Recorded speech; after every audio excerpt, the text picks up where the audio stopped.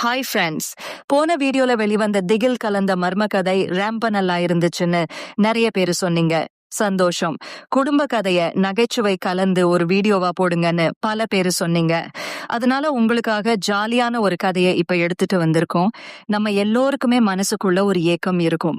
கடந்து போன வயசை நினைச்சு, கடந்த காலத்தை நினைச்சு சின்னதா ஒரு வருத்தம் இருக்கும். அப்படி வாழ்ந்திருக்கலாமே, இன்னும் கொஞ்சம் பெட்டரா இருந்திருக்கலாமே, நம்ம திறமையை இன்னும் டெவலப் பண்ணி இருக்கலாமேன்னு. உங்கள மாதிரியே இந்த கதைநாயகி சகுந்தலாவுக்கும் ஒரு ஆசை வருது. டீனேஜ் ஆகி கடந்த 2 பிள்ளைகளுக்கு அம்மா அவங்க.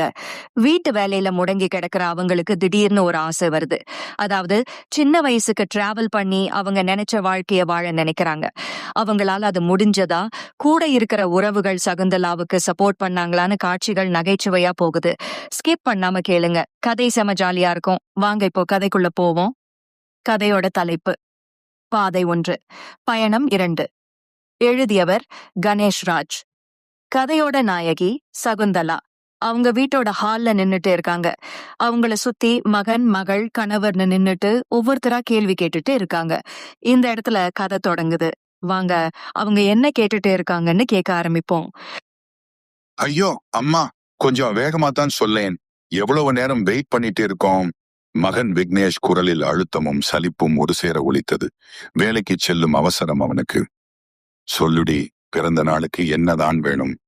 கணவர் சரவணன் குரல் சற்று பயத்துடனே ஒலித்தது. காரணம், வாங்கி வந்த நெக்லஸை மனைவியிடம் காட்டியும் அவள் முகத்துல ஒரு ரியாக்ஷனும் இல்லை. ஒருவேளை இதைவிட பெருசா எதிர்பார்க்கிறாளோ என்ற படபடப்பு அவனுக்கு. அப்போது குறுக்கிட்ட மகள் கவிதா, ஐயோ அம்மா, ஏதாவது பேசேன், காலேஜுக்கு நேரமாச்சு. பேசியபடி பின்னலை பின்னுக்கு தள்ளியபடி பேக்கை எடுத்து முதுகில் மாட்டிக்கொண்டாள். சிட்டி நெரிசலில் 30 நிமிஷம் முன்னாடியே கிளம்பினால்தான் சரியான நேரத்துக்கு காலேஜுக்கு செல்ல முடியும். அவள் கவலை அவளுக்கு. மீண்டும் அம்மா என்று அழைக்க வாயை திறந்த விக்னேஷை சரவணன் கையமர்த்தினான். போதும்டா, விட்டா இப்படியே ஒவ்வொருத்தரா இன்னொரு ரவுண்டு கேள்வி கேட்க வச்சிருவே போல இருக்கு. வேற என்ன டாடி செய்யறது? 3 நாளா தினமும் 3 வேளை இதே கேள்வியை கேட்டுட்டு தான் இருக்கும். அது மட்டும் இல்லடா, நேத்து நைட் பாத்ரூம் போக அவ எழுந்திருச்சப்ப கூட நான் எக்ஸ்ட்ரா ஒரு தடவை கேட்டுட்டேன். அந்த கணக்கை நீ விட்டுட்ட என்றார். ரொம்ப முக்கியம், தலையில் அடித்துக் கொண்டாள் கவிதா. அம்மா, நான் காலேஜுக்கு கிளம்புறேன். திரும்பி வந்ததும் நாங்க 3 பேரும் உன்னை சுத்தி நின்னு இதே மாதிரி கேள்வி கேட்டு இன்னைக்கு கணக்க முடிச்சுக்கிறோம். எப்படியோ பிறந்த நாள் வர்றதுக்குள்ளேயாவது வாயை திற. சலிப்புடன் கவிதா கிளம்ப எத்தனித்தாள். இருடி என்று குரல் உயர்த்திய சகுந்தலா பிறகு மெல்லமாய் பேசத் துவங்கினாள். 3 பேரும் ஆர்வமாக கவனிக்கத் தொடங்கினர். சொல்ல தயக்கமா இருந்துச்சு. 2வது இது சரியா தப்பான்னு குழப்பமா வேற இருந்துச்சு. 3வது இது சரியா வருமான்னு வேற தோணுது. விக்னேஷ் குறுக்கிட்டான். 4வதா இது சரியா இருந்தாலும் சரியா நடக்குமான்னு தோணி இருக்குமே. சகுந்தலா முகத்தில் ஆச்சரியம். எப்படிடா இவ்வளவு கரெக்டா சொல்ற என்றாள். கவிதா பல்லை நரநரவென்ற கடித்தாள். உனக்கு ஊர்வசின்னு பேர் வச்சிருக்கணும். ஒண்ணு பேசாமலே படுத்துரு, இல்லைன்னா பேசிய குழப்பறப்ப. சரவணன் இருவரையும் பிடித்து சோபாவில் உட்கார வைத்தார். பின்பு கொஞ்சம் நேரம் அமைதியாயிருங்க, அவ ஏதோ சொல்ல வர்றா, முழுசா பேச விடுவோம் என்று மனைவியின் பக்கம் திரும்பி, சொல்லுடி, பிறந்த நாள் பரிசா என்ன வேணும்? அது வந்து அவர்களின் முகத்தை பார்க்க தயங்கியவள். பின்பு முந்தானையின் நுனியை சுருட்டியபடி, நான் 20 வருஷத்திற்கு பின்னாடி போகணும் என்றாள். 3 பேரும் புரியாமல் ஒருவரை ஒருவர் முகத்தை பார்த்து கொண்டனர். விக்னேஷ் தான் குபீர் என்று சிரித்து அமைதியை கலைத்தான். ஐயோ அம்மா, இதுக்குத்தான் சயின்ஸ் ஃபிக்ஷன் படம் எல்லாம் அடிக்கடி பார்க்காதேன்னு சொல்றது. காலியந்திரம் கருவி எல்லாம் போய் பழைய காலத்துக்கு எல்லாம் போக முடியாது என்றான். இதை கேட்ட சகுந்தலா, அதை சொல்லலடா என்று தொடர்ந்து பேச முயன்ற போது கவிதா இடைமறித்தாள். டே அண்ணா, கொஞ்சம் பொறு. பொண்ணோட மனசு இன்னொரு பொண்ணுக்குத்தான் தெரியும். அம்மாவுக்கு 37 வயசாச்சு. நரைச்சு சதை போட்டு அலங்காரத்தை குறைச்சு ஆளே மாறி போயிட்டாங்க. அதான் கொஞ்சம் இளமையா இருக்கணும்னு விரும்புறாங்க. என்ன மம்மி, நான் சொல்றது கரெக்டா என்றாள். இதை கேட்ட சகுந்தலா பொடி, அப்படியெல்லாம் இல்லே, அதாவது என்று ஆரம்பித்த போது சரவணன் தொடர்ந்தான். 2 பேரும் சும்மா இருக்கீங்களா? கட்டுனவன் எனக்கு தெரியாதா? பொண்டாட்டியோட ஆழ் மனச பத்தி நீங்க சின்ன வயசா இருக்கிறப்போ ராம்ப வருஷத்துக்கு முந்தி அவளோட சொந்த கிராமத்துக்கு போனது, அதைத்தான் சிம்பாலிக்கா சொல்றான். என்ன சகுந்தலா என்றான். இதை கேட்ட சகுந்தலா, முதல்ல என்னை பேச விடுறீங்களா என்றவள் பின்பு பேசத் தொடங்கினாள். குடும்பம், குழந்தை, வீடுனே இத்தனை வருஷம் வாழ்ந்துட்டேன். இவ்வளவு நாளும் ஒன்னும் தோணல. இப்ப ஏதோ ஒன்ன மிஸ் பண்ணிட்டோம்னு தோணுது. தினமும் நீங்க எல்லாம் கிளம்பினதும் ஒரு வெறுமை என்னை சூழ்ந்துடுது. மனசு பாரமா இருக்குது. அருகில் இருந்த தண்ணீரை எடுத்து குடித்தவள் மீண்டும் தொடர்ந்தாள். கவிதா மாதிரி எனக்கும் சின்ன வயசுல நிறைய கனவு இருந்துச்சு. எனக்கான பாதை என்னன்னு தெரியறதுக்குள்ள டக்குன்னு கல்யாணம் ஆயிடுச்சு என்றவள் பின்பு மகன் விக்னேஷை பார்த்தபடி, அப்பா நல்லாதான் என்னை கவனிச்சுக்கிட்டார். சந்தோஷமா வாழ்க்கை நடத்துறோம். ஆனா கல்யாணத்துக்கு முந்தைய ஒரு குதூகலத்தை, விருப்பத்தை, ஆசையை நான் அவ்வளவா என்ஜாய் பண்ணலை. இப்போ ஒவ்வொரு பொண்ணையும் பார்க்கும் போது ஏக்கமா இருக்கு. சகுந்தலாவின் கண் மெல்லமாய் கலங்கத் துவங்கியது. சரவணன் தான் பதறி போனான். ஏய் சகுந்தலா, உன் மனசு பாதிக்கிற மாதிரி நான் ஏதும் நடந்துகிட்டேனா? சட்டென்று சரவணனின் வாயை பொத்தியவள், சேச்சே, நீங்க எனக்கு கிடைச்சது பூர்வ ஜென்ம புண்ணியமுங்க. நான் சொல்ல வர்றது வேறங்க.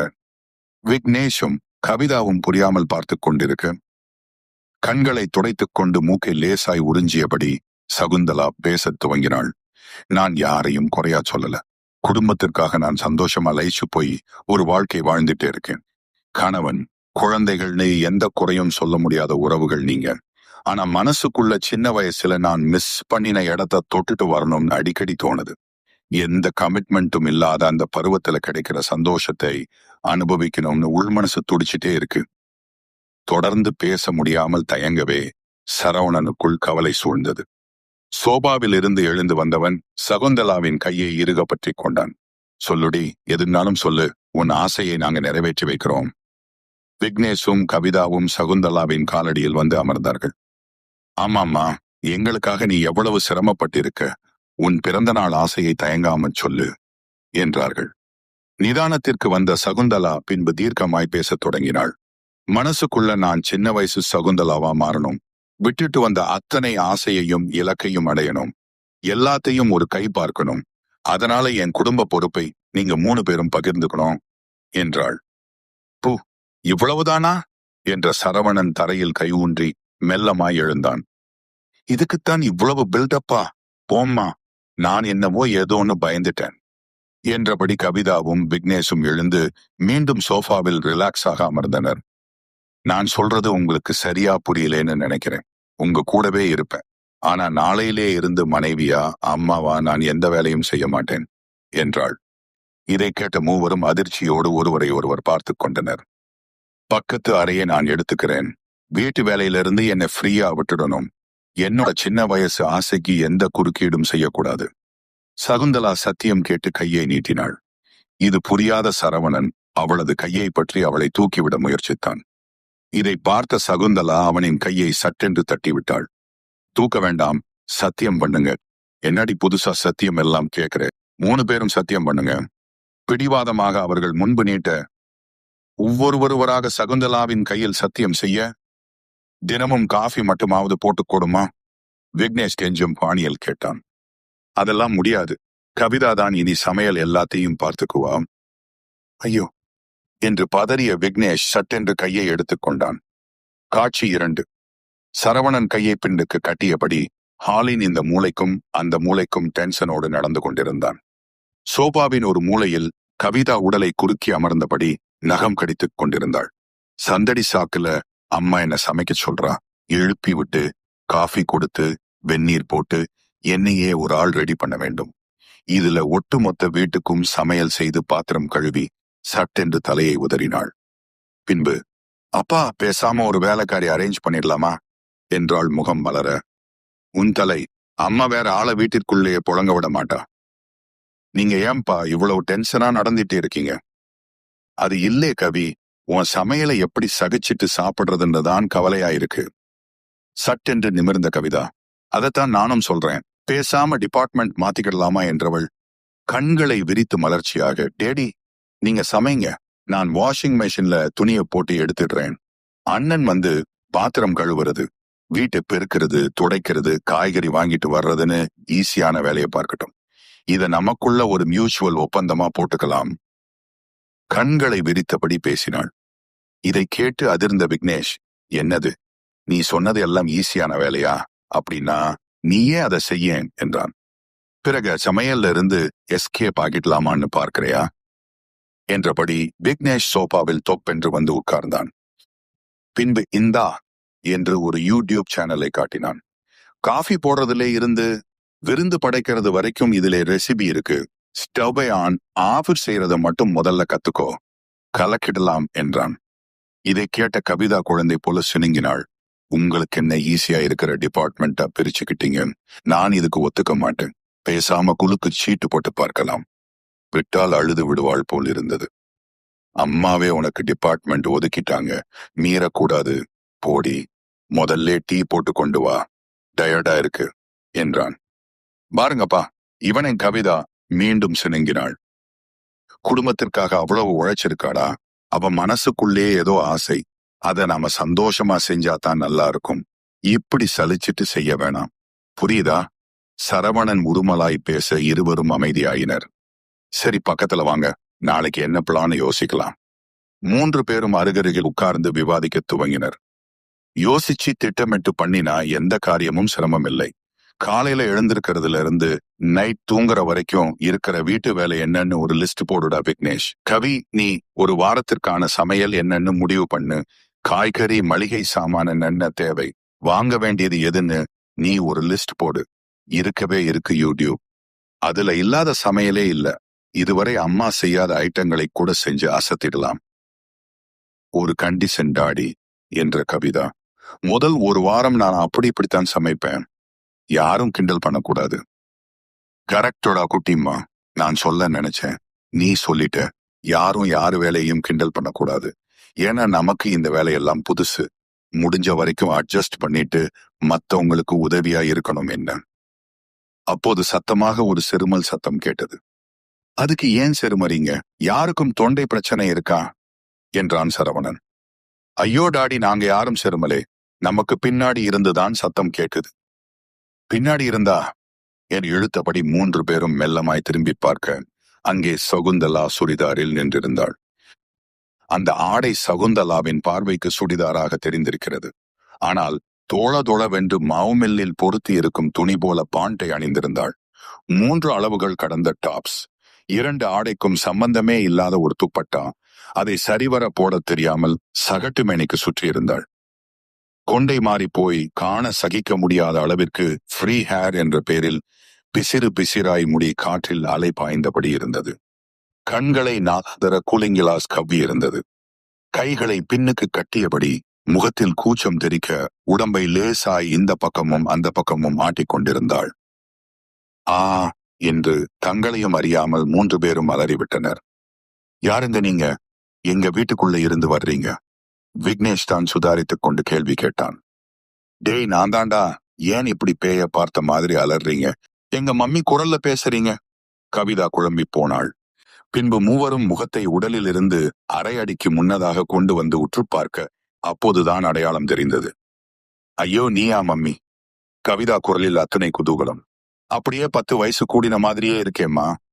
திருஷ்டி சுற்றி நெட்டி முடித்தாள். அடி பாவி, 20 வயது குறையணும்னு பார்த்தா 10 வயசு கூட்டி சொல்ற. பின்னே இப்படியா ட்ரெஸ் பண்ணுவாங்க? உனக்கெல்லாம் புடவைதான் லாயக்கு. ஏன் வீணா எங்களை வேற பயமுறுத்துற? சுடிதார் அளவு தெரியாதுடி, பக்கத்து வீட்டுல வாங்கி போட்டு பார்த்தேன். இத காண்பிச்சுதான் அளவு கொடுக்கணும். சிரிப்பை அடக்கி கொண்ட விக்னேஷ், பார்த்தும்மா, போட்டுட்டே போயிடாதே, டெய்லர் மிரண்டுடுவான். அம்மா அம்மா, இன்ஃபேக்ட்ஸ்லே ஒருத்தன் என்னை டார்ச்சர் பண்ணிட்டே இருக்கான். இரு, உன் போட்டோவை போட்டு அவனை மிரள வைக்கிறேன். கொஞ்ச நேரம் அசையாம இரேன் என்றபடி கவிதா மொபைலை எடுத்து கேமரா பொசிஷன் பார்க்க துவங்கினாள். கேலியா பண்றீங்க? இருங்க இருங்க, வர்றேன் என்று சகுந்தலா கோபமாய் அறைக்குள் திரும்பிச் சென்றாள். மூவரும் ஒருவர் முகத்தை ஒருவர் பார்த்து கொண்டனர். பின்பு கிசுகிசுப்பான குரலில், அநேகமா அம்மா, நான் இந்த விளையாட்டுக்கே வரல, பிறந்த நாள் பரிசா நெக்லஸே வாங்கிக்கிறேன்னு சொல்லி ஜகா வாங்க போறா பாருனே. வாவ், எப்படிடா ஒரே கேலில் அம்மாவை இப்படி கவுத்திட்ட. எப்படியோடா பிரதர், நான் சமையல்ல இருந்து தப்பிச்சிட்டேன் என்று பேசிக் கொண்டிருக்கும் போது மீண்டும் செருமல் சத்தம் கேட்டது. மூவர் முகத்தில் திகில் பரவியது. அச்சத்துடனே ஸ்லோ மோஷனில் மிரண்ட முகத்துடன் திரும்பி பார்க்க அங்கே சகுந்தலா வெள்ளை பைஜாமாவில் நின்றிருந்தாள். பாதத்தை மூழ்கடித்து அரை அடி தூரத்திற்கு தரையில் பரவி கிடந்த பெயிண்ட், விரல்களை கடந்து தரையை தொடும் உத்வேகத்துடன் தொங்கிக் கொண்டிருந்த கைப்பகுதி, குதிரை வாலாக மாறிய ஹேர் ஸ்டைல், காதிலோ வளையல் அகலத்தை மிஞ்சிய ஸ்டட். பின்னணியில் வெள்ளை புகை வராததுதான் பாக்கி. சரவணன் பயத்தில் தன்னையும் அறியாமல் கத்த முயன்ற போது சட்டென்று விக்னேஷும் கவிதாவும் பாய்ந்து அப்பாவின் வாயை பொத்தினர். பின்பு கிசுகிசுப்பாய், ஐயோ அப்பா, எல்லாம் இருக்குன்னு சொல்லிடுவோம். இன்னும் எத்தனை ட்ரெஸ்ஸை இது மாதிரி வாங்கி வச்சிருக்கான்னு தெரியல. எல்லாத்தையும் போட்டு போட்டு காண்பிச்சு நம்மள கலங்கடிச்சிடுவா, சரியா என்று மெலிதாய் எச்சரித்தாள் கவிதா. விக்னேஷ் தான் படபடவென்று கைத்தட்டி சூழ்நிலையை மாற்றினான். திருப்பி பார்த்த சரவணன் எதற்கு வம்பு என்று அதைவிட பலமாக கைத்தட்டி சூப்பர் என்றான் எக்ஸ்ட்ராவாக. கவிதா கட்டை விரலையும் சுட்டு விரலையும் இணைத்து 3 விரலை நிமிர்த்தியபடி உயர்த்தி காட்டினாள். சகுந்தலாவிற்கு வெட்கம் தாங்கவில்லை. நிஜமாவா சொல்றீங்க என்றாள். ஐயோ சகுந்தலா பிள்ளைங்க, என்னைக்காவது பொய் சொல்லி இருக்குங்களா? நம்புடி. ஆமா மம்மி, இந்த ட்ரெஸ் விஷயம் மாதிரி வேற ஏதாவது திட்டம் வச்சிருக்கியா என்றான் விக்னேஷ் ஒருவித பயத்துடன். ஆமாடா, இப்போ நான் ஃப்ரீ பேர்ட். குடும்பம்ங்கிற கூட்டை விட்டு வெளியே போய் சாதிக்க போறேன். மூவரும் ஒருவர் முகத்தை ஒருவர் பார்க்க முயல சகுந்தலா அதட்டினாள். சு, இந்த அத்தியாயத்திலே 3 தடவைக்கு மேல நீங்க இதே மூவ்மெண்ட் கொடுத்துட்டீங்க. என்ன நேரா பாருங்க என்றாள். காட்சி 3. ஒட்டுமொத்த குடும்பமும் ஹாலில் அமர்ந்திருந்தது. என் ஆசைய சொன்னேன். டேர்ம்ஸ் அண்ட் கண்டிஷனை இன்னும் சொல்லல, இப்போ சொல்றேன், கேட்டுக்கோங்க. மூவரும் பிரமை பிடித்தவர்கள் போல கவனித்துக் கொண்டிருக்க எதையும் கண்டுகொள்ளாமல் சகுந்தலா தொடர்ந்தாள். இந்த ப்ராஜெக்டோட கால அளவு 1 வருஷம். என்னது என்று அதிர்ச்சியில் கவிதா எழுந்தே விட்டாள். என்னம்மா காலேஜ் ஸ்டூடெண்ட் மாதிரி ப்ராஜெக்ட்லாம் பேசுற? ஆமா, நான் மிஸ் பண்ணின 10 வருஷத்தை என்ஜாய் பண்ண எனக்கு குறைஞ்சது 1 வருஷமாவது வேணும். அதாவது அடுத்த பிறந்த நாள் வரைக்கும் இந்த நார்ம்ஸ் நடைமுறையில் இருக்கும். அடுத்த தாக்குதல் என்னவாக இருக்கும் என்று மூவரும் பதைபதைப்புடன் பார்த்து கொண்டிருக்க விக்னேஷை பார்த்த சகுந்தலா, நீ சம்பளத்தை கவிதாட்ட கொடுத்தது போக உன் செலவை குறைச்சிக்கிட்டு மாசம் 5000 ரூபாய் எனக்கு தனியா தரணும். என்னது என்று அவனும் அதிர்ச்சியில் எழுந்து விட்டான். என்னங்க, உங்க ஸ்கூட்டரை இனி நான் தான் யூஸ் பண்ணுவேன். நீங்க விக்னேஷ் வண்டியில ஆபீஸ் போயிட்டு திரும்பிடுங்க. சரவணனுக்கு மூட்டு வலி என்பதால் உட்கார்ந்த நிலையிலே என்னது என்று அதிர்ந்தான். தொடர்ந்து சகுந்தலா விதிமுறைகளை சொல்லிக் கொண்டே போக மூவருக்கும் எந்த சத்தமும் கேட்கவில்லை. கொடுத்த வாக்குறுதி தங்களை இன்னும் எந்த அளவிற்கு வறுத்தெடுக்கப் போகிறதோ என்ற பீதியிலே உறைந்து போய் கிடந்தனர். புரியுதா என்று முடித்த போதுதான் மூவரும் இயல்பு நிலைக்கு வந்தனர். புரியவில்லை என்றால் மீண்டும் முதலில் இருந்து கேட்க வேண்டியது இருக்கும் என்பதால் அவசரமாக புரிந்தது என்று தலையாட்டினர். சகுந்தலாவின் கண்களில் திடீரென்று அப்படி ஒரு ஒளி பரவி பெரிதாகியது. நாளைக்கு எனக்கு பிறந்த நாள். இன்னைக்கு நைட் 11:59க்கு பிறகு எனக்கு 20 வயசு குறைய போகுது. எனக்கு கல்யாணம் ஆகல, குழந்தைகள் இல்ல. நான் தொலைச்ச ஆசையெல்லாம் வரிசையா வந்து நிக்குது. ஒவ்வொன்னா அச்சீவ் பண்ணணும். இந்த உலகத்திற்கு நான் யாருன்னு காட்டுவேன். என் திறமைய பாருங்க, நான் சாதாரண மனுஷி இல்லைன்னு நிரூபிப்பேன். சகுந்தலா ஒருவித வெறியோடு பேசிக்கொண்டே போக 3 பேரும் திக்பிரமையோடு பார்த்து கொண்டிருந்தனர். காட்சி 4. டேய் விக்கி, அப்பாவை நல்லா கெட்டியா பிடிச்சுக்கோடா என்ற கவிதா தலையணையால் சரவணனை அடி பின்னிக் கொண்டிருந்தாள். சொல்லுப்பா, அழகா இருக்காளேன்னு ஒரு லட்சிய பெண்ணை ஏமாத்தி கட்டிட்டு வந்துட்டியா? ஐயோ வலிக்குது, நிறுத்திடி குரங்கு அலறினார் சரவணன். கவிதாவிற்கு ஏக்கமாய் மூச்சு வாங்கியது. தலைமுடி முகத்தில் விழுந்து கண்களை மறைத்தது. ஒரு கையில் தலைகாணியை பிடித்துக் கொண்டு மெத்தையில் தடுமாறியபடி பேலன்ஸ் செய்து நின்று கொண்டிருந்தாள். உடல் முழுவதும் வியர்வை வழிந்தோடியது. சொல்லுப்பா, சொல்லலைன்னா நைட் பூரா உனக்கு தலைகாணி அடிதான். சொன்னா கேளுடி, விருப்பப்பட்டுத்தான் அவளும் என்னை கட்டிக்கிட்டா. அவ ஆசைய தூக்கி போட்டுட்டு நான் கட்டிட்டு வரல. அப்புறம் எதுக்கு டாடி அம்மா இப்படி ரிவர்ஸிலே போகணும்னு ஆசைப்படுறா? கண்ணை பார்த்தியா, அப்படியே சந்திரமுகி மாதிரி ஜொலிக்குது. குரல்ல அப்படி ஒரு வெறி. கைவலிக்கவே விக்னேஷும் பிடியை தளர்த்தினான். மூவரும் சோர்ந்து போய் மெத்தை மீது அமர்ந்தனர். மௌனமாய் சில நிமிடங்கள் கரைய விக்னேஷ் தான் ஆரம்பித்தான். ஏண்டி கவிதா, ஒருவேளை சின்ன வயசுல அம்மாவுக்கு மண்டையில் அடிபட்டு இப்போ அது வேலையை காட்டுதோ? கவிதா மீண்டும் சரவணனை முறைத்தாள். டாடி, எனக்கு என்னவோ உங்க மேலதான் டவுட்டா இருக்கு. கல்யாணம் ஆனதும் ஏதோ கொடுமை செஞ்சிருக்கீங்க. உள்ளுக்குள்ளே மறைச்சு வச்சு இப்ப வெடிக்கிறா. சரவணன் தலையை பிடித்துக் கொண்டார். ஐயோ, ஏன்தான் இப்படி 2 பேரும் படுத்துறீங்களோ தெரியல. இதுவரைக்கும் அவளுக்கு எந்த குறையும் வச்சதில்லடி ஏன் இப்படி மாறிட்டான்னே தெரியல. ஏதாவது ஆசை லட்சியம்னு ஏதாவது சொல்லியிருக்காங்களா டாடி? இல்லேடா விக்னேஷ், எல்லா பொண்ணுகளுக்கும் இருக்கிற மாதிரி சாதாரண ஆசைகள் தான் அவகிட்டே இருந்தது. அவ விருப்பங்களை எல்லாம் நிறைவேற்றிட்டேன். போங்க டாடி என்று வடிவம் மாறியிருந்த தலையணையை சலிப்பாய் சரவணன் மீது வீசினாள். நீங்க தான் அம்மாவோட மனபாதிப்புக்கு காரணம். அதனாலதான் நமக்கு இந்த நிலைமை. புலம்புறதை விட்டுட்டு இந்த பிரச்சனையை எப்படி ஹேண்டில் பண்றதுன்னு பார்ப்போம் என்ற விக்னேஷ் சரவணன் பக்கம் திரும்பியபடி, அம்மாவோட ஆசை லட்சியம் என்னன்னு முதல்ல தெரிஞ்சுக்குவோம். அதை உடனே அச்சீவ் பண்றதுக்கு உறுதுணையா இருப்போம். அம்மா திருப்தி ஆயிட்டா 1 மாசத்திலே 37 வயசுக்கு திரும்பிடுவாங்க. நமக்கும் கவிதா சமையல்ல இருந்து விடுதலை கிடைச்சிடும்.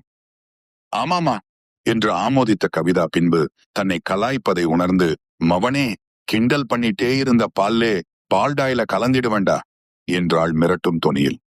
அடிப்பாவி, நீ செஞ்சாலும் செய்வே. முதல்ல சண்டை போடுறதை நிறுத்துறீங்களா என்ற சரவணன், உங்க அம்மாவோட ஆசை என்னன்னு முதல்ல பட்டியல் எடுப்போம். அவளுக்கு சப்போர்ட் பண்ணுவோம். ஓகே ஓகே என்றபடி பேப்பரும் பேனாவையும் எடுத்தபடி அமர்ந்தனர். சாப்பாடு, டிரெஸ் என்று ஒவ்வொரு தலைப்பிலும் ஒவ்வொன்றையும் எழுதி கொண்டே போக அருகில் உள்ள அறையில் படுத்திருந்த சகுந்தலா இதற்கு நேர்மாறான ஆசை பட்டியலை மனதினுள் போட்டுக் கொண்டிருந்தாள். நள்ளிரவு வரை ஆலோசனை நீண்டு கொண்டே சென்றதால் விடிந்தது கூட தெரியாமல் மூவரும் தூங்கிக் கொண்டிருக்க பக்கத்து அறையில் இருந்த சகுந்தலா மெல்ல எழுந்தாள். காலை கடனை முடித்து உடை மாற்றி முகம் கழுவி டவலால் முகத்தை அழுத்தி துடைத்தாள். கண்ணாடி பார்த்து பொட்டை சரி செய்து கொண்டாள். இன்றைக்கு என் வயது 20. இன்றிலிருந்து என் ஓட்டத்தை தொடங்க வேண்டும். மிஸ் பண்ண அத்தனை ஆசைகளையும் அனுபவிக்க வேண்டும். நினைக்க நினைக்க உற்சாகம் பாய்ந்தது. உடலும் மனமும் குதூகலமாக மாறியதால் நடையில் ஒரு துள்ளல் வந்தது. கிச்சனுக்குள் சென்றவள் தேன், சுடுதண்ணீர், எலுமிச்சை கலந்து குடித்தாள். மனம் 20 இருந்தாலும் உடல் 37க்கு இழுத்தது. நம் ஓட்டத்திற்கு ஏற்ப உடலையும் கட்டுப்பாட்டுக்கு கொண்டு வருவது அவசியம். அறையை எட்டி பார்க்க அங்கு மகன், மகள், கணவர் என்று ஒரே மெத்தையில் வெவ்வேறு தினுசாய் சுருண்டு படுத்து கிடந்தனர். மெலிதாய் சிரித்தபடி வீட்டிற்கு வெளியே வந்தாள். அண்ணாந்து வானம் பார்க்க மெல்லிய வெளிச்சமும் நீல நிறமுமாக ஆகாயம் ரம்மியம் காட்டியது. ஈரக்காற்று உடலுக்குள் ஊடுருவி சிலிர்க்க வைத்தது. லேசாய் கண்மூடி ரசித்தவள் மெல்லமாய் 8 வைத்து நடக்கத் தொடங்கினாள். உடல் எடை குறைக்க வாக்கிங் போக வேண்டும் என்று பலமுறை நினைத்திருந்தாள். வீட்டில் உள்ளவர்களை கிளப்பி விடவே நேரமாகிவிடும் என்பதால் இதையெல்லாம் தவிர்த்திருந்தாள். 8 வைத்து நடக்க உடல் அதிர்ந்தது. சுறுசுறுவென்று வியர்வை சுரந்தது. மூச்சு அதிகரித்தது.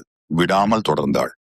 வீட்டுக்கு அருகில் உள்ள கண்மாய்க்கரை நடைபாதை பயிற்சி தளமாக மாறியிருந்ததால் இங்குள்ளவர்களுக்கு வசதியாக இருந்தது.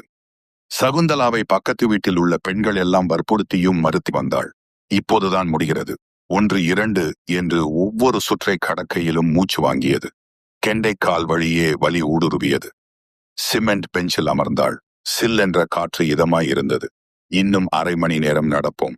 என் பால்ய வயதின் முதல் நாள் இது. 1 நிமிடத்தை கூட தவறவிடக்கூடாது. காலையில் என்னென்ன செய்ய வேண்டும், எங்கெங்கு போக வேண்டும். ஏற்கனவே இரவில் திட்டமிட்டு இருந்ததால் மளமளவென்று மனதில் திட்டங்கள் உருவாகத் துவங்கியது. காட்சி 5. ஐயோ டாடி, அம்மாவை காணோம். விக்னேஷின் குரல் காதை துளைக்கவே சரவணன் சிரமப்பட்டு கண் விழித்தான். இரவு வெகு நேரம் முழித்திருந்ததால் கண் எரிந்தது. நல்லா பாருடா, மொட்டை மாடியில எங்கேயாவது இருப்பா. ஐயோ இல்லப்பா, எல்லா இடமும் பார்த்துட்டேன். என்னடா சொல்ற? சரவணனுக்கு திக் என்று இருந்தது. 20 வருஷத்துக்கு பின்னாடி போறேன்னு ஒருவேளை அவளோட சொந்த ஊருக்கே போயிட்டாளா? மண்டைக்குள் உதித்த சிந்தனையை உதறினான். இருக்காது. கோயிலுக்கு போறதுக்கே அவளுக்கு துணை தேவைப்படும். பக்கத்துல இருக்கிற பஸ் ஸ்டாப்புக்கு போய் பஸ் ஏறக்கூட தெரியாது. இவளாவது வெளியூர் போறதாவது. கேட்டிறக்கும் சத்தம் கேட்டதும் 3 பேரும் ஆர்வமாய் போர்டிகோவிற்கு வர அங்கு வியர்க்க விறுவிறுக்க சகுந்தலா வீட்டிற்குள் நுழைந்தாள். என்னம்மா, காலையிலே எங்க போயிட்டு? வாக்கிங் போனேன்டா. அப்படியே லைட்டா ஜாக்கிங் பண்ணேன். சூப்பரா இருக்குடா விக்னேஷ். பக்கத்துல டென்னிஸ் கோர்ட் இருந்தது. பிராக்டிஸ் முடிச்சேன். நாளைக்கு இன்னும் கொஞ்சம் தேறிடுவேன்னு தோணுது. நீச்சல் கத்துக்கணும். ஜிம்முக்கு போனா வெயிட் இன்னும் சீக்கிரம் ரெடியூஸ் ஆயிடும்னு சொன்னாங்க. அழுகம்புல் ஜூஸ் தான் குடிக்க கஷ்டமா இருந்துச்சு. வேற வழி. டயட் லிஸ்ட் 1 கொடுத்தாங்க. சகுந்தலா இவர்களின் ரியாக்ஷன் எதையும் பார்க்காமல் தொடர்ந்து பேசிக்கொண்டே சென்றாள். சரவணன் நம்ம முடியாமல் பார்த்து கொண்டே இருந்தான். பக்கத்து கடைக்கு போக கூட நச்சரித்து துணைக்கு அழைத்துச் செல்வாள். இன்னைக்கு தனியாக என்னவெல்லாம் செய்துவிட்டு வந்திருக்கிறாள். இன்னும் என்னென்ன ஆசையை வைத்திருக்கிறாளோ. சரவணனுக்குள் முதல் முறையாக பயமெட்டி பார்க்க துவங்கியது. காட்சி 6. அலுமினிய ஏணியை நிமிர்த்திய சகுந்தலா ஏறுவதற்கு தோதாய் அதை நகர்த்தி வைத்தாள். பிறகு லேசாய் ஒரு காலை அதில் அழுத்தி பார்த்துவிட்டு பின்பு ஒவ்வொரு படியாக ஏறத் தொடங்கினாள். லாப்ட் மேல் ஒரு மூலையில் அந்த பாடாவதி சூட்கேஸ் கண்ணில் பட்டது. சிரமப்பட்டு நகர்த்தி கீழிறக்கினாள். தூசி தட்டி திறக்க ஏகப்பட்ட சுருக்கங்களோடு அந்த கால ஃபைல் இருந்தது. சட்டென்று ஒருவித சோகம் கவ்வ அதை எடுத்து மடியில் வைத்து ஒவ்வான்றாய் புரட்டினாள். +2 சர்டிபிகேட். தடவி பார்த்தாள். கல்லூரிக்கு செல்ல வேண்டும், டிகிரி முடிக்க வேண்டும், வேலைக்கு செல்ல வேண்டும் என்று ஏகப்பட்ட ஆசைகள் அந்த வயதில் இருந்தது. அவை அனைத்தும் இந்த சான்றிதழுக்கு உள்ளேயே முடிந்து போனது. சக தோழிகள் எல்லாம் கலகலப்பாய் உயர் படிப்பை தொடர இவளது வாழ்க்கை சட்டென்று திருமண பந்தத்திற்குள் நுழைந்தது. சிந்தனையை உதறிவிட்டு சான்றிதழ்களை எடுத்து தனியே ஒரு பேக்கில் வைத்தாள். மீண்டும் சூட்கேஸை லேப்டில் போட்டுவிட்டு கீழிறங்கினாள். பீரோவை திறந்து ஆதார் கார்டு, ஸ்மார்ட் கார்டு என்று முகவரி சான்றுகள் அனைத்தையும் எடுத்துக்கொண்டாள். பல மாதங்களாக கட்டாமலே கிடந்த கை கடிகாரத்தை மணிக்கட்டில் கட்டியதும் சட்டென்று தன்னம்பிக்கையாக இருந்தது. அனிச்சையாய் ஒரு முறை நேரம் பார்த்து கொண்டாள். கண்ணாடி கிண்ணத்தில் இருந்த பப்பாளியை சாப்பிட்டபடி யோசித்தாள். இன்று எங்கெங்கு செல்ல வேண்டும், யாரை பார்க்க வேண்டும் என்று மனம் திட்டமிடத் தொடங்கியது. எல்லோரும் கிளம்பிச் சென்று விட்டதால் வீடு அமைதியாக இருந்தது. ஹேண்ட்பேக்காய் தோளில் போட்டபடி கேட்டை பூட்டினாள். எங்கு சென்றாலும் கணவன் கூடவே சென்றுவிட்டு இப்போது தனியாக கிளம்ப சற்று பதட்டமாக இருந்தது. சமாளித்து விடுவேனா? மனதுக்குள் ஒரு எண்ணம் எழ தலையை உதறிக்கொண்டாள். இது மாதிரியெல்லாம் யோசிக்கவே கூடாது. எதிர்மறையான சிந்தனைகள் செயல்களை பலவீனப்படுத்தும். பின்பு நடவடிக்கைகளும் தடுமாறிவிடும். தெரிந்த ஊர்தானே இது, தமிழ்தானே பேசுகிறார்கள். விசாரித்தால் வழி சொல்ல மாட்டார்களா? என்ன ஆகிவிடப் போகிறது எனக்கு? நம்பிக்கை மனதை உந்தித் தள்ள பேருந்தில் ஏறினாள்.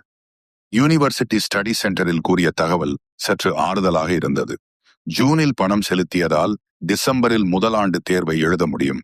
முதல்வரோட பட்டப்படிப்பை 6 மாதத்திலே முடித்து விடலாம். சகுந்தலாவிற்கு லேசாய் பறப்பது போல் இருந்தது. கையோடு புத்தகங்களை கொடுத்தார்கள். கல்லூரி பெண் போல நெஞ்சில் அணைத்தபடி மனம் முழுவதும் உற்சாகமாய் வெளியே வந்தாள். நேரம் பார்த்தாள். பரவாயில்லை, சீக்கிரமே வேலை முடிந்து விட்டது. அடுத்து டிரைவிங் ஸ்கூலுக்கு போய் 2 வீலர் ஓட்டக் கற்றுக்கொள்ள பணம் செலுத்தினாள். எப்போது எந்த நேரத்திற்கு வர வேண்டும் என்று ஒரு பட்டியலை வாசித்தார்கள். அனைத்தையும் பொறுமையாக கேட்டுக்கொண்டாள். சொந்தமாக நீங்க 2 வீலர் வைத்திருக்கிறதால 2 வாரத்திலேயே நன்றாக ஓட்ட முடியும் மேடம் என்று அந்த பொன்னின் குரல் மேலும் உற்சாகத்தை தந்தது. அடுத்தது எங்கே? மனதினுள் கிடந்த ஆசை பட்டியலை எடுத்து பார்க்க பியூட்டி பார்லர், ட்ரெஸ் பர்ச்சேஸ் என்று மின்னி மின்னி மறைந்தது. காட்சி 7. நெல்லுடி, சோடா புட்டி, நிக்கிரியா இல்லையா? கோபத்தோடு சரவணன் கவிதாவை விரட்ட அவள் கட்டிலின் அந்த பக்கமும் இந்த பக்கமும் பிடிகொடுக்காமல் ஓடிக்கொண்டிருந்தாள். எதுக்குப்பா இப்ப என்னை அடிக்க வர்ற? எதுக்கா? என்னடி இது என்று கையில் பிடித்திருந்த புத்தகத்தை காட்டினார். PA first year book. அது தெரியுது. யார்ட்டி அவளை கூட்டிட்டு போய் அட்மிஷன் போட்டது? ஐயோ டாடி, மதர் பிராமிஸா நான் கூட்டிட்டு போகல.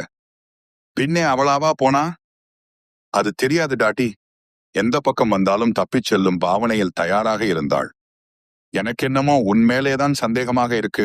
அம்மா கூட கூட்டு சேர்ந்து இப்படி நாடகம் ஆடுறையா? ஐயோ, அன்னைக்கு தலையணையில கூடுதலா உங்களை 2 சாத்து சாத்திட்டேன். அத மனசுலே வச்சுட்டு இப்படி பழி போட்டு அடிக்க வராதீங்க டாடி. அடி பாவி, நான் ஒண்ணு கேட்டா நீ எங்கடி என்ன கோர்த்து விடுற? ஒழுங்கு மரியாதையா சொல்ல போறியா இல்லையா? 2 வீலர் ஓட்ட போறா, ஹேர் கட் பண்ணி முகத்தை பளிச்சுன்னு மாத்திருக்கா. ட்ரெஸ் ரொம்ப பர்ஃபெக்டா செலக்ட் பண்ணிருக்கா. இவ்வளவு தூரம் அவளா போயிருக்க முடியாது. நீதான் அவளுக்கு ஹெல்ப் பண்ணிட்டு இருக்க. போங்க டாடி, அம்மாவுக்கு இயல்பாவே தைரியம் ஜாஸ்தி. நீதான் அவளை வீட்டுக்குள்ளே அடைச்சு வச்சு கொடுமைப்படுத்திட்டு இருந்திருக்க. சரவணன் திக்கென்று அதிர்ந்தான். அடி பாவி மவளே, உங்க அம்மாவை கொடுமையாடி பண்ணினேன். உனன் விரட்டுவதை விட்டு சோர்வாக நிற்கவே கவிதா நைஸாக மெத்தையில் வந்து அமர்ந்து கொண்டாள். பின்னே அந்த தாய் உள்ளம் நீ செஞ்ச கொடுமை எல்லாம் மனசுக்குள்ளே போட்டு புழுங்கிட்டே இருந்திருக்கு. அதான் இப்போ வெடிச்சிடுச்சு. ஒரு தடவை கூட அவ எந்த ஆசையையும் சொன்னதே இல்லையேடி. கிச்சன்லே போட்டு அவளை அடைச்சி வச்சா எப்படி சொல்லுவா? அநேகமா நாளைக்கு மகளிர் காவல் நிலையத்திலே உன்னை பத்தி புகார் கொடுக்க போவான்னு நினைக்கிறேன். எக்ஸ்ட்ரா ஒரு பிட்டை சேர்த்து போட்டாள். சரவணன் ஒரு நிமிஷம் ஆடி போய்விட்டான். என்னடி சொல்றே என்று அதிர்ந்தான். அப்படி வாப்பா வழிக்கு. என்ன சந்தேகப்படுறேன், அடிக்க வேற வர்றேன். தப்புதாண்டி, மன்னிச்சுக்கோ. வாய்க்கு ருசியா சாப்பிட்டு நாளாச்சு. சரியான மேட்ச் தெரியாமல் பெயிண்ட் ஷர்ட்டை மாத்தி போட்டுட்டு வெளியிலே போய் அசடு வழிய வேண்டியதா இருக்கு. எவ்வளவு அவமானம். அதனாலதான் கோபத்திலே அப்படி நடந்துகிட்டேன். எனக்கு மட்டும் வீட்ல நடக்கிறது பிடிக்குதா என்ன? இப்ப என்னடி செய்யணுங்கிற சலிப்பாய் கேட்டார். நாம நினைச்சதை விட அம்மா ஸ்பீடா இருக்காங்க. இப்பவே அவங்கள கண்ட்ரோல் பண்ணி ஆகணும். இல்லைன்னா நாம 3 பேரும் ஒருத்தரை அடிச்சுட்டு கலைபரமா தான் இருக்கும். என்ன செய்யலாம் சொல்லு? அம்மாவை நிலைக்குலைய வச்சு மண்ணை கவ்வ வைக்க என்கிட்ட சூப்பர் ஐடியா இருக்கு. கவிதா கன்சிமிட்டினாள். அப்படியா? எஸ் என்றவளின் முகம் அறையின் சிவப்பு விளக்கில் குரூரமாக மாறத் துவங்கியது. இப்ப எதுக்கு நைட் லைம்ப போட்டு ஆஃப் பண்றேன்? வில்லத்தனமா பேசுற சூழ்நிலைக்கு இந்த எஃபெக்ட் தாம்பா கரெக்டா இருக்கும். சரவணன் தலையில் அடித்துக் கொண்டார். இன்னும் எத்தனை லூசுகளை இங்கு சமாளிக்க வேண்டியிருக்குமோ? காட்சி 8. ஹாலில் இருந்து கவிதா மெல்ல போர்ட்டிகோவை எட்டி பார்த்தாள். பின்பு பின்னால் திரும்பி கையசைக்க சரவணன் எட்டி பார்த்தான். பின்பு சரவணன் கையசைக்க விக்னேஷ் எட்டி பார்த்தான். அவர்கள் பார்த்து கொண்டிருந்த திசையில் சகுந்தலா கிளம்புவதற்கு ஏதுவாக மெயின் கேட்டை திறந்தாள். பின்பு 2 வீலரில் சாவியை பொருத்தி மெல்ல நகர்த்தினாள். ஏதோ வித்தியாசமாக உணர்ந்தாள். தள்ளுவதற்கு சிரமமாக இருந்தது. இன்னும் கொஞ்சம் கூடுதல் பலம் கொண்டு தள்ள அப்போதும் 2 வீலர் பிடிவாதம் பிடித்தது. சந்தேகத்துடன் டயரை பார்க்க காற்று இறங்கி இருந்தது. அட, இன்னும் அரை மணி நேரத்துல கோச்சிங் கிளாஸ் போகணும். இன்றைக்கு முக்கியமான சப்ஜெக்ட் ஆச்சே. விக்னேஷை ட்ராப் பண்ண சொல்லலாமா? எதேச்சையாய் வீட்டிற்குள் பார்க்க 3 பேரும் ஒரே நேரத்தில் விருட்டென்று முகத்தை உள்ளிழுத்துக் கொண்டனர். சகுந்தலா யோசித்தாள். வேண்டாம், யாருடைய உதவியும் இல்லாமல் நான் சாதித்து காட்ட வேண்டும். அவனிடம் பேசினால் கவிதா சமைக்கிறது சரியில்லை, உன்னையை ரொம்ப மிஸ் பண்றோம்னு ஏதாவது சொல்லி என் மனசை கரைத்து விடுவான். கடந்த சில மாதங்களாக ஒவ்வொன்றாய் அச்சீவ் பண்ணிட்டே வர்றேன். குறிப்பாக தாழ்வு மனப்பான்மையை ஒழித்தாயிற்று. எதிர்மறை சிந்தனைகளை களைந்து விட்டேன். டயர் பஞ்சர் என்றால் ஏன் சோர்ந்து போக வேண்டும்? இந்த டயரா என் முன்னேற்றத்தை தடுப்பது? மாற்று வழி என்ன என்றல்லவா நான் யோசிக்க வேண்டும். பரபரவென்று யோசிக்க சட்டென்று அவள் முகம் பிரகாசமானது. ஹேண்ட்பேக்கில் இருந்து மொபைலை எடுத்தவள் ஸ்கிரீனை தட்டி காதில் பொருத்தினாள். ஷர்மி, டயர் பஞ்சட்டி, இன்னைக்கு ஒரு நாள் எங்க வீட்டு வழியே வர்றியா என்றவள் பின்பு ஓகே என்றபடி இணைப்பை துண்டித்தாள். பிறகு கேட்டை சாத்திவிட்டு வாசலில் காத்திருக்கத் தொடங்கினாள். டேய், என்னடா நடக்குது இங்க? சரவணன் புரியாமல் விக்னேஷையும் கவிதாவையும் பார்க்க மூக்கில் சரிந்த கண்ணாடியை மேலேற்றி விட்டு கொண்ட கவிதா, புரியலை, ஆட்டோவிற்கு போன் பண்ணி வர சொல்லியிருக்கா? ஆட்டோவுக்கா? லேசாய் அதிர்ந்த சரவணன், அவளுக்கு எப்படிடா அந்த நம்பர் எல்லாம் தெரியும்? ட்ராப் பண்ண சொல்லி விக்னேஷ கெஞ்சுவா. ட்ராப் பண்ணினா பழைய சகுந்தலாவா மாறணும்னு கண்டிஷன் போடலாம்னு பார்த்தா அவ பேசாம போயிட்டே இருக்கா. கவிதா பேசிக் கொண்டிருக்கும் போது சர்ரென்று ஒரு ஸ்கூட்டி வீட்டு முன் நின்றது. உனக்கு ஏதும் சிரமம் இல்லையே என்றாள் சகுந்தலா. அதெல்லாம் ஒண்ணுமில்ல ஆண்டி, ஆனா எனக்கு டபுள்ஸ் ஓட்டத் தெரியாது. நோ ப்ராப்ளம், நீ உக்காரு, நான் ஓட்டுறேன் என்றவள் 2 வீலரின் ஹேண்ட்பாரை பிடித்தபடி ஒதுங்கி வழிவிட்டாள். ஷர்மிளா பின்னால் நகர்ந்ததும் சுரிதாரை சரி செய்தபடி சகுந்தலா 2 வீலரில் ஏறி அமர்ந்தாள். உக்காருடி என்றவள் ஷர்மிளா ஏறி அமர்ந்ததும் ஆக்சிலேட்டரை திருக சர் என்று சீறி கிளம்பியது. கவிதாதான் அலறினாள். ஐயோ, என்னப்பா இது, எனக்கே டபுள்ஸ் ஓட்ட தெரியாது, அம்மா இந்த போடு போடுறாளே. விக்னேஷ் சட்டென்று முன் வந்தான். கவிதா, நீ ஒதுங்கு, நான் அம்மாவோட லட்சிய பாதையில தடை ஏற்படுத்துற வேலையை பாத்துக்கிறேன். அவங்களுக்கு கொடுக்க வேண்டிய பைசாவை கட் பண்றேன். கவிதாவை காணோம். அப்பாவிற்கு உடம்புக்கு முடியலேன்னு நாடகம் போடுவோம். அம்மா எங்கேயும் போகாத அளவுக்கு சிச்சுவேஷனை ஏற்படுத்துவோம் என்றபடி ஹாலில் இருந்த ஸ்விட்ச் போர்டிற்கு கையை கொண்டு சென்றான். சரவணன் சலிப்போடு அவன் கையை தட்டி விட்டான். நீ வில்லத்தனமா பேசுறேன்னு இங்க எல்லோருக்கும் தெரியுது. வீணா இப்போ எதுக்கு லைட் எஃபெக்ட்? காட்சி 9. யாருப்பா நீ? வீட்டிற்குள் அமர்ந்திருந்த அந்த சிறுவனை பார்த்ததும் 3 பேருக்கும் குழப்பமாக இருந்தது. ஆண்டி தான் வர சொன்னாங்க, ஃபேஸ் வாஷ் பண்ணிட்டு வர்ற வரைக்கும் இங்கு உட்கார சொன்னாங்க என்றான். என்னடா விஷயம் கேட்டபடி ஹேண்ட்பேக்கை சோபாவில் வீசினாள் கவிதா. துரோணாச்சாரியாரை பத்தி கேட்க வந்திருக்கேன். அப்படி யாரும் இங்க இல்லை. விக்னேஷ் சலிப்பாக சொல்ல அதற்குள் சகுந்தலா ஹாலுக்குள் நுழைந்தாள். சும்மா இருடா விக்னேஷ் என்று அதட்டிய சகுந்தலா சிறுவனை பார்த்து, நீ இங்க வா விஷால், நான் சொல்றேன் என்று தன் அருகே அமர்த்தி கொண்டாள். பின்பு குழந்தைகளுக்கு ஏற்றாற்போல் கதை சொல்லும் பாணியில் கை கால்களை அசைத்தபடி அதீத முகபாவனையோடு விளக்கத் துவங்கினாள். துரோணாச்சாரியார் போர்க்கலையில் வல்லவர். பாண்டவர்களுக்கும் கௌரவர்களுக்கும் அவர்தான் குரு. இவர் வில் எடுத்தா எதிர்த்து நிக்கிற யாராலும் அவரை ஜெயிக்கவே முடியாது. அர்ஜுனனை சிறந்த வில்லாளியாக மாத்தினதும் இவர்தான். ஆனா சூழ்நிலை காரணமாக பாண்டவர்களுக்கு எதிராக போர் புரிய வேண்டிய நிலை இவருக்கு ஏற்படுது. அர்ஜுனனுக்கு தனது குருவை எதிர்த்து ஜெயிக்க முடியாதுன்னு நல்லா தெரிஞ்சு போச்சு. சோர்ந்து போயிடுறான். அதனாலே சூழ்ச்சியால அவரை வீழ்த்த கிருஷ்ணன் முடிவு பண்றார். சிறுவன் ஆர்வமாக கவனித்துக் கொண்டே இருந்தான். சகுந்தலா தொடர்ந்தாள். துரோணரோட மகன் அஸ்வத்தாமன் பாண்டவர்களை எதிர்த்து கடுமையா சண்டை போட்டுட்டு இருக்கிறார். அப்ப அசுவத்தாமன் இறந்துட்டான்னு சத்தமா சொல்லு. துரோணர் தன் மகன் இறந்த செய்தி கேட்ட துக்கத்துல வெளில கீழே வைப்பார். அந்த நேரத்துல அந்த அம்பை விட்டு கொன்னுடலாம்னு கிருஷ்ணன் ஐடியா கொடுக்கிறார். ஐயோ என்று முகம் மாறினான் சிறுவன் விஷால். ஆமாடா கண்ணா, ஆனா தர்மர் அதுக்கு சம்மதிக்கல. அதனாலே பீமன் ஒரு வேலை செஞ்சான் என்று துரோணாச்சாரியாரை வீழ்த்திய விதம் ஏகலைவனிடம் கட்டை விரலை குருதட்சணையாக பெற்றது என்று ஒவ்வொன்றாய் விளக்கிக் கொண்டே போனாள். மூவருக்கும் இருப்பு கொள்ளவில்லை. சகுந்தலா இதையெல்லாம் எங்கே போய்தான் தெரிந்து கொள்கிறாளோ? அந்த குழந்தை சென்றதும் சகுந்தலா விக்னேஷ் பக்கம் திரும்பினாள். டேய் விக்கி, 2, 3, 6 வரைக்கும் உள்ள வேற்றுமை தொகை நல்லா புரியுது. ஆனா 7ஆம் வேற்றுமை தொகை தான் சரியா புரிய மாட்டேங்குது. ஷார்ட்டா புரியற மாதிரி ஏதும் டெக்னிக் இருக்காடா என்றாள். தடுமாறிய விக்னேஷ், வந்து வேற்றுமை தொகை 7 இருக்காமா என்றான் புரியாமல். அட பாவி, தமிழ் மேஜர் தானேடா நீ? ஆமா, அதுக்கு என்ன இப்போ? படிச்சேன், இப்ப மறந்துட்டேன். விட்டால் எதையாவது கேள்வி கேட்டு துளைப்பாள். கோபமாக முகத்தை வைத்துக் கொண்டு வேகமாய் அறைக்குள் புகுந்து கொண்டான். கவிதா நெல்லுடி, எனக்கு தமிழ் இலக்கணம் எல்லாம் தெரியாதும்மா. அது எனக்கும் தெரியும். இந்த ஃபார்முலாவை மட்டும் கொஞ்சம் புரியற மாதிரி சொல்லேன். a+p into a+pec = a² + 2ab + b². கவிதாவிற்கு லேசாய் தலையை சுற்றியது. டே விக்கி, இருடா, காஃபி போட்டு தர்றேன் என்று சம்பந்தமில்லாமல் கிச்சனை பார்த்து கத்தியபடி ஓடத் தொடங்கினாள். ராட்சசி, எப்படி நழுவரா பாரு என்று முனகியபடி டிஎன்பிஎஸ்சி புத்தகத்தை மூடி வைத்தாள். காட்சி 10. மொட்டை மாடியில் ஒரு ஒதுக்குப்புறமாக சேர் போட்டு மூவரும் அமர்ந்திருந்தனர். விக்னேஷ் ஏக்கத்திற்கும் டான்சனாக இருந்தான். ஆபீஸ்ல தான் டான்ஷன் என்று வீட்டிற்கு வந்தால் இங்கு அதைவிட இருக்கிறது. சமையல்காரன் மாதிரி துவைத்து பாத்திரங்களை துலக்கி காய்கறி வாங்கி என்று பரிதவிப்பாய் நாட்கள் நகர்கிறது. இவ்வளவு செய்தும் வாய்க்கு ருசியாய் சாப்பாடு கிடைப்பதில்லை. ஆசையாய் ஒரு ட்ரெஸ் போடலாம் என்று நினைச்சா ஒண்ணு அது அழுக்கு கூடையில கிடக்குது, இல்லைன்னா துவைச்சது காயாமல் கொடியில தொங்கிட்டு இருக்குது. இப்போது புதியதாக உவமை தொகை, பண்பு தொகை, இடவாகு பேர் என்று கேட்டு உயிரை வாங்குகிறாள். விடக்கூடாது, அம்மா அம்மாவாகவே இருந்தால் போதும். எவ்வளவு கெஞ்சியும் திரும்பி வர மறுக்கிறாள். இதே சூழ்நிலையை மாதக்கணக்கில் அனுபவிக்க முடியாது. என்ன விக்கி யோசிக்கிறே என்றாள் கவிதா. ஒரு வேகத்திலே சபதம் போட்டுட்டேன், ஒன்னும் கிளிக் ஆக மாட்டேங்குது. நீ ஒரு ஐடியா கூட. பெரிய இவனாட்டம் பேசின, நீயே யோசி. காலை மாற்றி போட்டுக்கொண்ட சரவணன் இருவரையும் உற்று கவனித்துக் கொண்டிருந்தார்.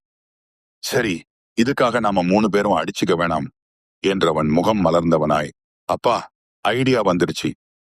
சொல்லுடா. லேடிஸ்க்கு புருஷன் சென்டிமெண்ட் ஜாஸ்தி. அதனால உங்களுக்கு சின்னதா உடம்புக்கு சரி இல்லைன்னாலே அம்மாவால தாங்கிக்க முடியாது. சரவணனின் குரல் ஏனோ நடுங்க தொடங்கியது.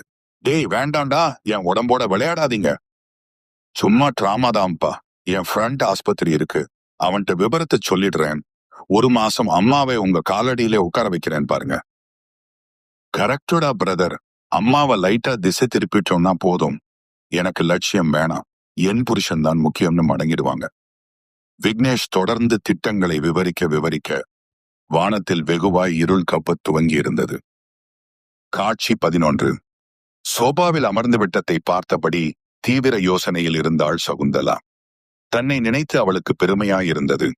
தாழ்வு மனப்பான்மையையும் கூச்சத்தையும் தூக்கி வீசியதால் ஏற்பட்ட உத்வேகத்தின் வீரியம் அவளை பிரமிக்க வைத்தது. கணினி, மொபைல், யூடியூப் என்று நவீன தொழில்நுட்பம் மூலம் தேவையானதை தெரிந்து கொள்ள முடிந்தது. இலக்கை நோக்கி விரைவாக ஓட முடிகிறது. இதோ பல மாதங்களை கடந்து என் ஆசைகளை ஒவ்வொன்றாய் தொட்டு தொட்டு ரசிக்கிறேன்.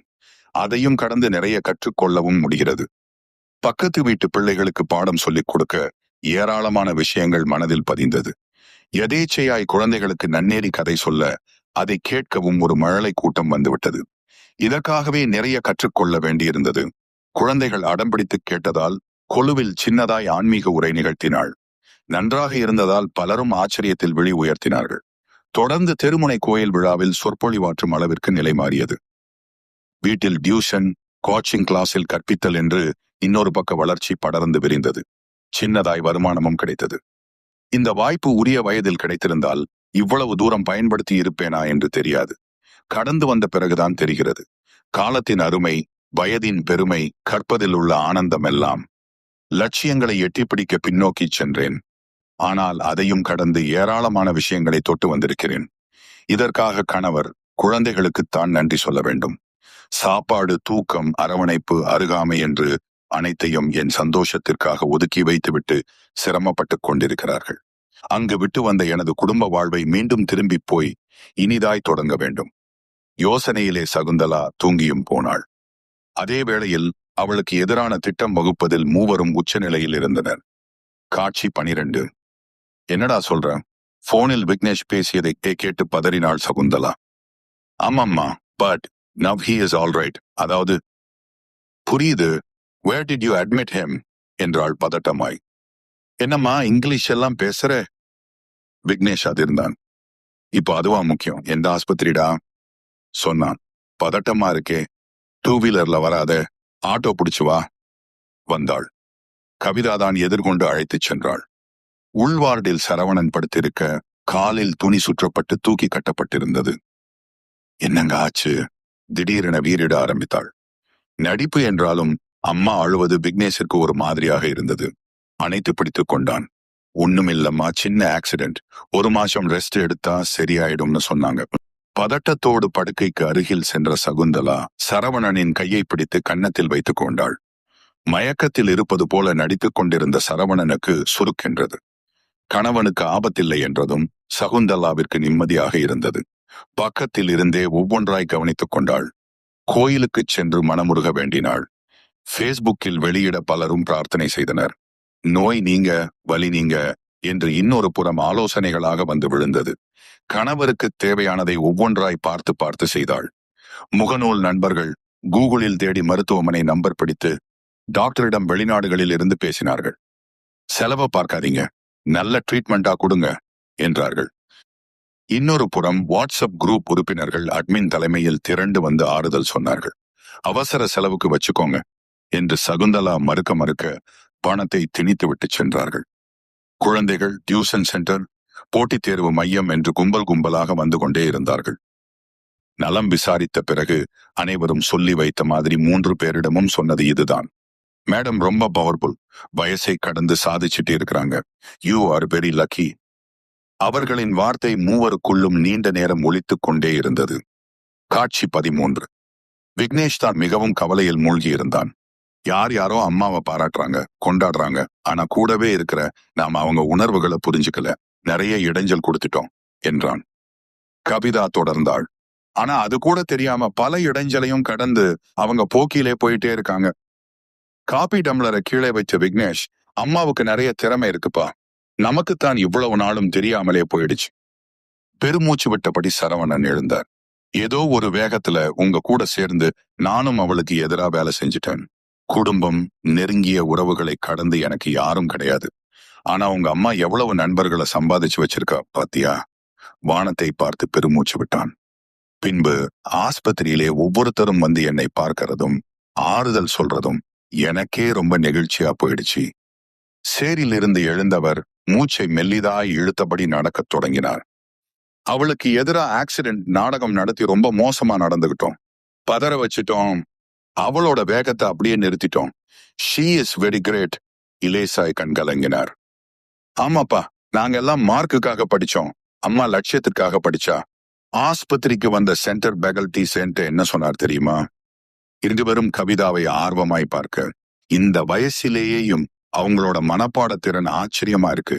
மாடல் டெஸ்ட்லே சின்ன சின்ன பசங்களோட போட்டி போட்டு அபாரமாக வின் பண்ணிட்டு இருக்காங்கன்னு பாராட்டினார். நானே பல தடவை பார்த்திருக்கேன்பா. நைட் ரொம்ப நேரம் அம்மாவோட அறையிலே லைட் எரிஞ்சிட்டே இருக்கும். கவிதா குரல் பிசிறு தட்டத் தொடங்கியது. எனக்காக அம்மா எவ்வளவு செஞ்சிருக்கிறாங்க.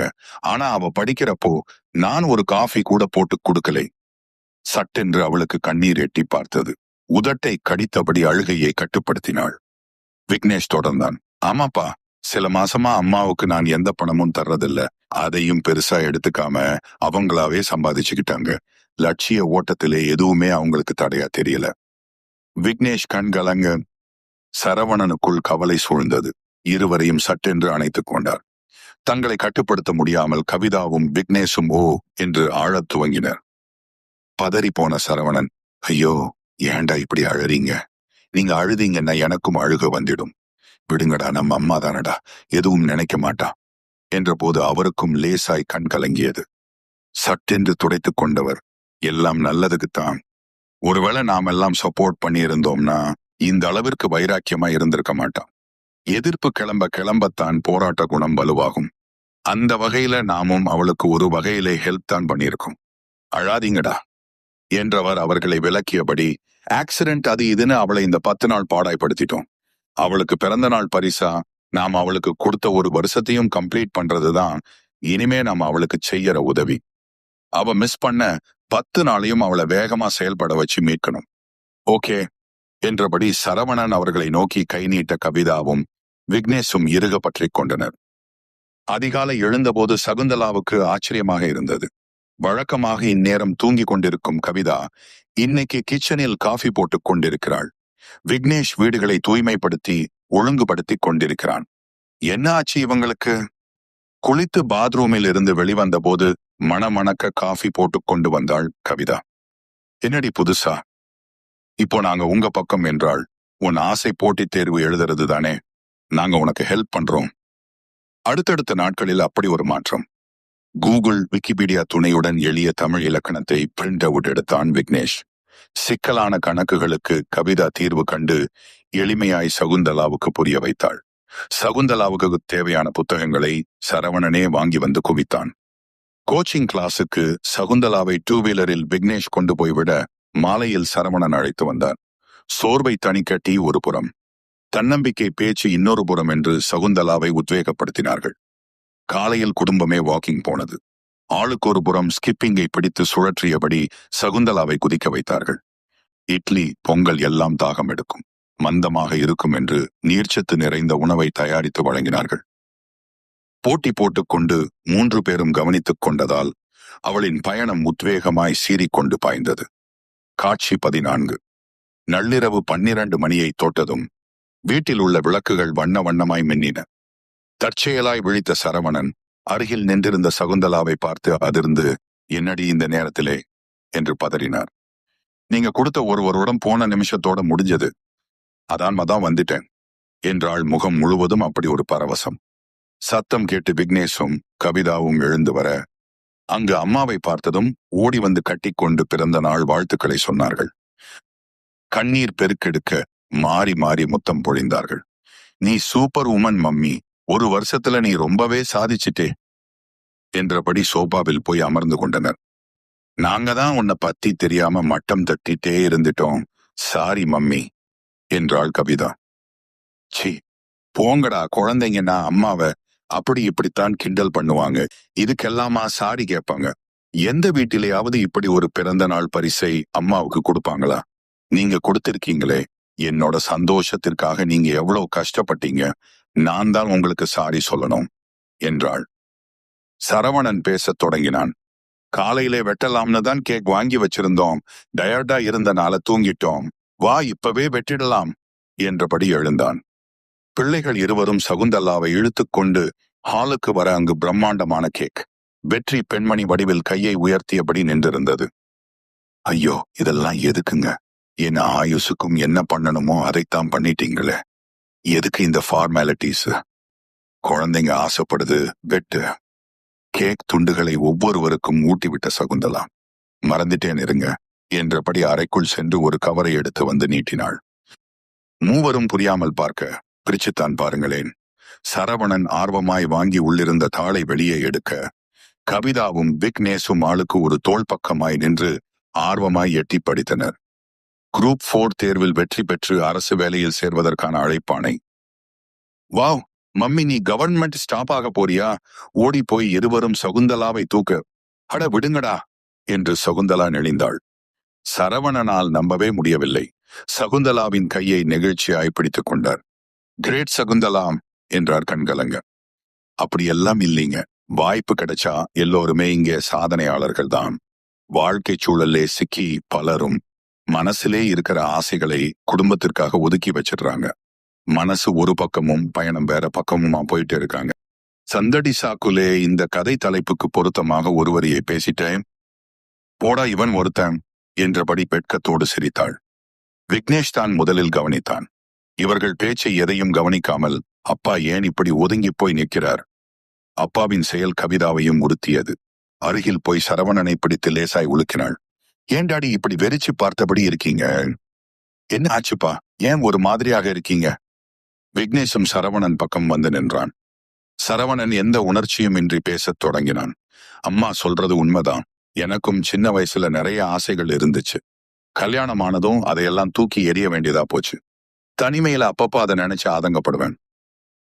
அதுக்கு என்றனர் இருவரும் ஒருவித பீதியில்.